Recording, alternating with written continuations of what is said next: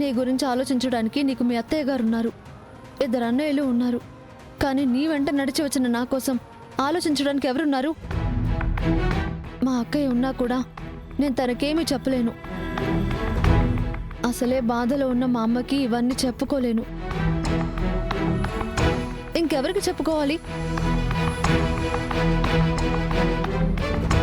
నువ్వు తెగ బాధపడతా ఉండవు పాప. ఇదంతా అవసరం లేదు. నువ్వన్నట్టు ఇంటి చుట్టూ కంచెయ్యాల్సిందే పాప. ఎందుకో తెలిసినా, నీ నుంచి వాళ్ళని కాపాడడం కోసం. అంటే ఏంటి నీ ఉద్దేశం? నీకంత రాక్షసులా కనిపిస్తున్నానా నేను? అవును పాప. నువ్వేమైనా మామూలు ఆడపిల్లవు అనుకుంటున్నావా ఏమి? అర్ధరాత్రి ఆటోలు తోలుతావు, పొడుస్తా చంపుతానే తాళి కట్టిన భర్తనే అంటావు. మరి నువ్వు రాక్షసువే కదా.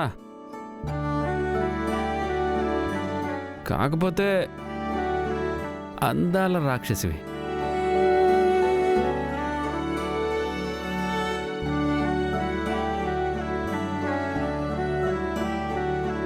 ఇదిగో నీ మొహంలో ఈ నవ్వు కోసమే అట్ట మాట్లాడుతూ ఉండా.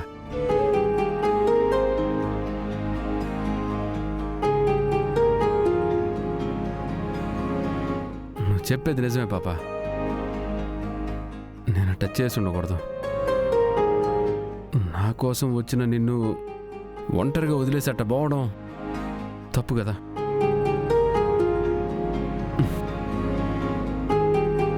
నీ మెడలో తాళి కట్టినాక నీ బాధ్యత నాదే కదా. ఇది నిజం. ఇంతకుముందు నాకు అది అర్థం కాలేదు పాపా. ఇప్పుడు అర్థమైతే ఉండదు నాకు. ఇంకెప్పుడు ఎట్ట చేయను, నిన్ను బాధ పెట్టను. డైలాగులు బాగానే చెప్తావు, కానీ రేపేదైనా కష్టం వచ్చిందనగానే నీ పాటికి నువ్వు వెళ్ళిపోతావు. నిన్ను వెతుక్కుంటూ నేను రావాలి. అట్టంతా ఏం లేదులే పాపా. నువ్వు ఉండగా నేను ఎవరి గురించి ఆలోచిస్తాను? ఈరోజు ఏదో అట్ట అయిపోయినదిలే. ఈరోజు కాదు, నువ్వు ఏ రోజైనా అంతే. మీ అత్తయ్య విషయం వచ్చేసరికి ఊరుకుంటావా? అది చిన్నదో పెద్దదో పసిపిల్లల్లా పరిగెత్తుకుంటూ వెళ్ళిపోతావుగా.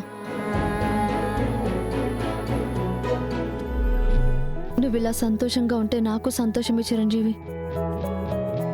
కాకపోతే నీ నవ్వులో నా నవ్వు సగం ఉండాలి, నీ సంతోషంలో నా సంతోషం సగం ఉండాలి. అదొక్కటే గుర్తుపెట్టుకో చాలు.